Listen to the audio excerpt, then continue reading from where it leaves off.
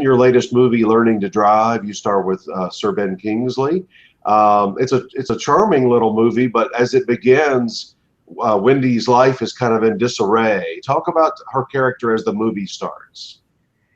Well, it's a wonderful character. It's why I fought for almost for over 8 years of my life to get this made. It's a beautiful character conceived by the great Katha Pollitt and adapted by the wonderful Sarah Kernishin. It's there's many women involved in the film. It's directed, written, edited by women, which I'm very proud of also. But it's just, Wendy is a complicated, imperfect, unhappy woman, and her husband has walked out on her. She's a brilliant woman. Who doesn't want to play a book critic? It's like a dream come true. To be smart enough, I wish. But she, it's a cliched happening, but there's the way she approaches it and the way Sarah has written it. As you see, it's very funny. It's very moving, I hope, in ways. But she is a woman who kind of has everything. Women my age, we are privileged enough to have jobs and children, and sometimes are the breadwinners and the very successful ones. And she has everything, but she at times forgot to look up, which I think resonates very much today in our world and in our lives. She forgets to look up and take in the beauty of her life, and it goes away. And so she's left alone to fend for herself, and being a true New Yorker that she is, she learns to drive for the first time at 50. One thing I love about this movie, really any movie or book or play that has that subtext and has double meanings. I mean, here she is. Yes, physically she can't drive. She's never learned to drive, but she's trying to, because her marriage has fallen apart, she's learning to drive her own life in a way. Yes. Well, and she's learning, the very principles of driving are, you have to take in the world around you. You have to be present. You have to be awake and alive, and you have to take in the world exactly in front of you. You have to see, you have to want to see, and you have to want to hear, and you have to want to be a listener. And all of the things that she, sadly, I think, has lost track of in her life. And she was, suddenly, but through the process of driving and being this hardcore New Yorker and being quite impatient, and she meets this remarkable, exquisite man played by the one and only Sir Ben Kingsley. And he's from a different culture, but the beauty of this film is that it isn't a film about two very different people. It's actually about two people who need one another, and two people who happen to be from different cultures, but they come together at the right moment in their life to save each other in ways that are so unexpected and surprising to both of them. It's such a nice relationship between those two characters, but I would imagine you and Sir Ben have been working a long time. I would imagine that probably developed into a nice working relationship and friendship between the two of you. Well, I got to know Sir Ben quite well doing Elegy when I played his lover. and nothing bonds you to anything his or her lover. So so Sir Ben and I got to know one another quite well on that film, and we really got on, and I adore, he has a beautiful, very talented wife, and I adore her. And so I was so over the moon when he said yes to this, because I knew he would add such truth and beauty to the part. But what was interesting, we had to be careful, is Sir Ben and I have a very specific relationship. We have a really great friendship and a great sense of humor with one another. But but we had to be careful that Wendy and Darwan remained Wendy and Darwan, not Patty and Ben. So we kept very separate lives on the set, which was quite lonely and at times heartbreaking. But I realized life and art came together in very valuable ways, because so many times I was alone. But then I would sometimes, when Sir Ben and I would do these scenes, I would find such intelligence and comfort and truth that the impact was so powerful. So I'm forever indebted to him, because but now we can have our Patty Ben friendship back, because we're no longer Wendy and Ben. I mean Wendy and Darwan. Why is it important? So often if it's a man and a woman that are basically the stars of a movie, there's going to be a romantic movie, or it's going to be something along those lines. Here, there's no hint of a romantic relationship. It's just two people that become friends over time. Well, I think it's rare in cinema today to see a film about true adult friendship. That maybe there's a moment here or there where a line is slightly crossed, where two, heterosexual adult people, single, and for a while, and then he has a wife who comes in. But for the most part, it's a beautiful journey about what I think.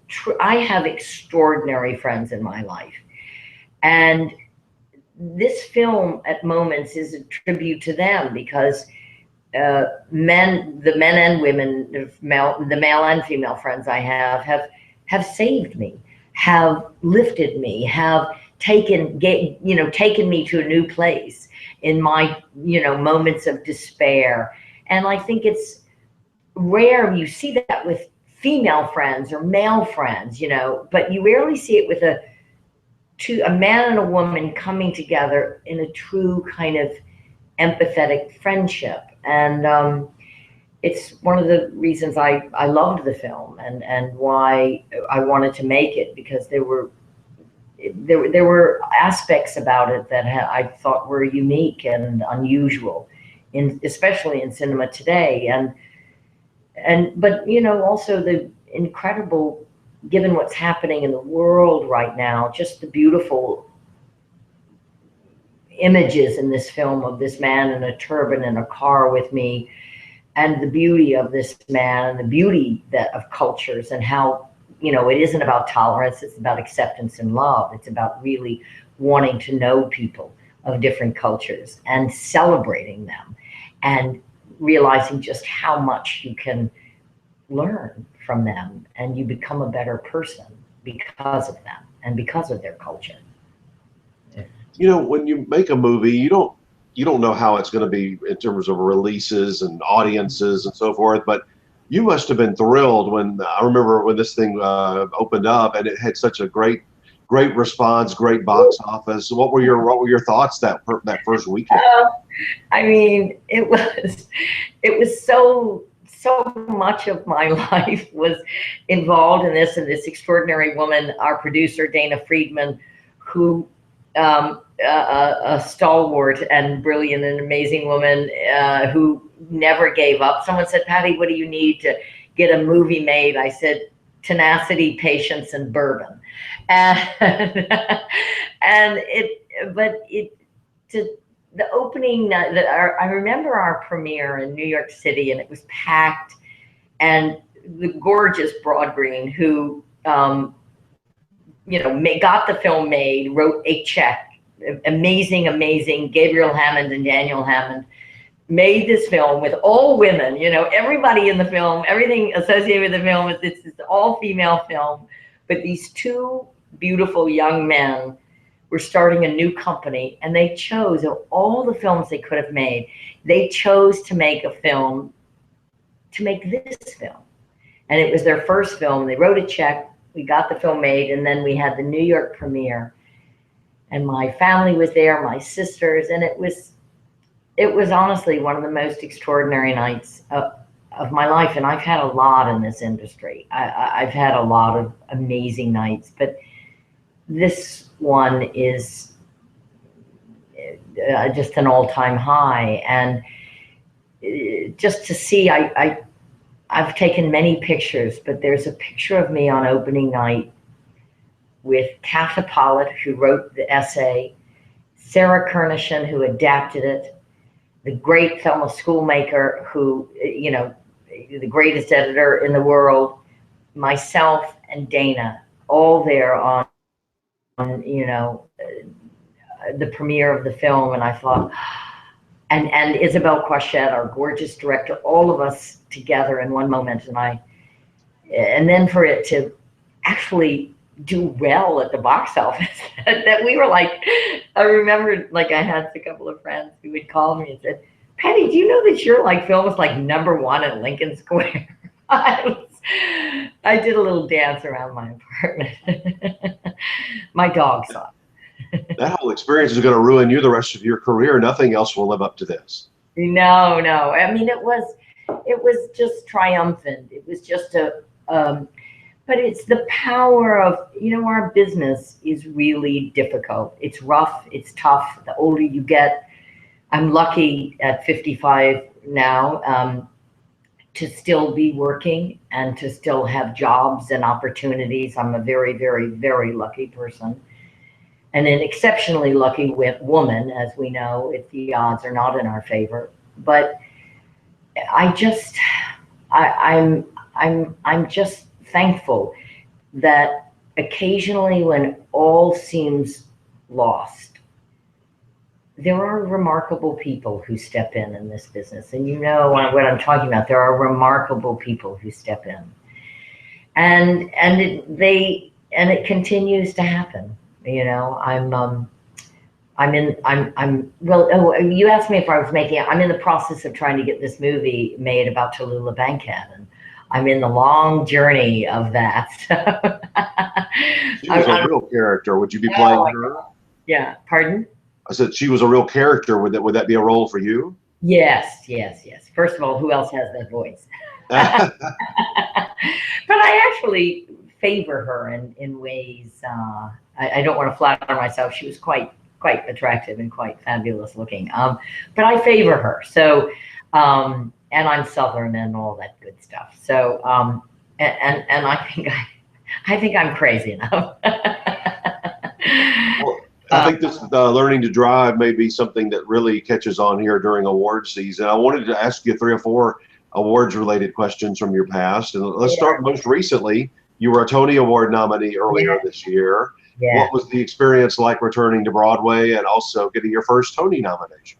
Oh, it was, again, what a year I've had with doing this stunning play with the one and only Bradley Cooper, a remarkable man whose talent and generosity are in equal doses at all time, and Alessandro Nivola, extraordinary actor.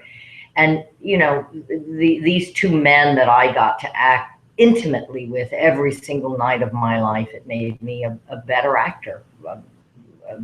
It was an acting lesson every night. It was about being alive and emotional and naked, literally, as you know, the part Mrs. Kendall. And so the Tony nomination was just such a, you know, and it was an icing on the cake, or the cherry on top of the cake. And being at the Tonys with these wonderful people that I know and love, Alessandro and Bradley, and that we were all there was fantastic. And it was a beautiful night. We were still doing the play in London. We flew in, we did a performance, got on a plane, flew in. I took a nap in my New York apartment, got up, my hair and makeup artist came over, I dressed, put on my Alexander McQueen dress, which is maybe one of the most beautiful dresses I've ever worn in my life, and walked out the door. And then I was suddenly on the red carpet of the Tonys. It was, and my mother was my date, and it was it was a glorious night. Glorious. That is some kind of day there. You packed it all into one day, and then get to spend the night with your mother. Yes, my mother, yes. And then she went back to New Orleans, and I went home. Well, I went back to London and did a show that night in London. Oh my goodness. No. It was crazy. It was crazy. But it was worth every new wrinkle. Well, at the Emmy Awards, you're batting 1,000. You've only had 2 Emmy nominations, but you have 2 Emmy wins. Both for 6 Feet Under. You weren't on that show a whole lot, but the audience and the voters really responded to that role. Well, Alan Ball is a genius. He's a brilliant, exceptional creator, and the true breadth of I think with 6 Feet Under, he changed the tone, the timbre of television. In that first season of 6 Feet Under, he just, it remains, to many people I encounter on the street, Aunt Sarah, the character I played, is just, a character people have loved through many, many years, and many people have rediscovered this remarkable series, on Netflix and DVD, and so it's a whole new kind of crowd that has come to it. But this isn't false modesty.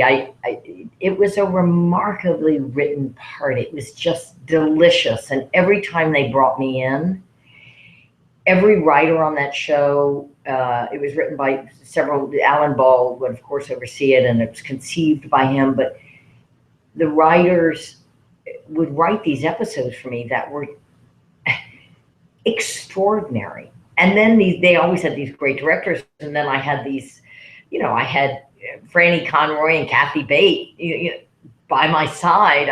How do you fail? And so, but it was nice. It was a true honor to win 2 Emmys for that, a real honor. As we head into this award season, you well know the cycle of, you had a Globe and a SAG and an Oscar nomination all in one year for Pieces of April. I would like to know, I was just asking Patrick Stewart this yesterday. I asked a lot of Oscar voters this next question, and I hope you don't mind me asking, but you've been a voter in the Academy for a good while now. I'm sure you take that job, very seriously, watching all the movies and screeners and so forth. You don't have to give specifics, but as you mark your ballot on the nominations or in the final round of the winners, what kind of goes through your mind? What kind of performance generally grabs you the most? Well, I don't know if it's a particular kind or category. I watch as many films as I can. I actually try to see them on the big screen, if and when I can. I'd rather watch it on my television and not see it than not see it. But if I can go to a screening, or sometimes I just pay admission and go to the theater, go to a movie theater and watch it like a regular theater goer. And I like doing that. It's a performance that hits you, that's funny. It can be, the Academy, we can be exceptionally funny, exceptionally moving, bold. Someone's made a very bold choice and it worked. Someone, a man or a woman who has, taken me on a journey that I believe, that I have really, that I want to honor. Their commitment to their craft. That's what makes me, that's what fills me with delight. And that's what makes me want to write a name down. If they've taken you on a journey along the way. Yes. If they've taken me somewhere, by the end of their performance, it's not what I expected. It's not, they've surprised me. They've moved me. They've made me laugh. It's been sexy. It's been whatever the journey is, but it was truthful. And it was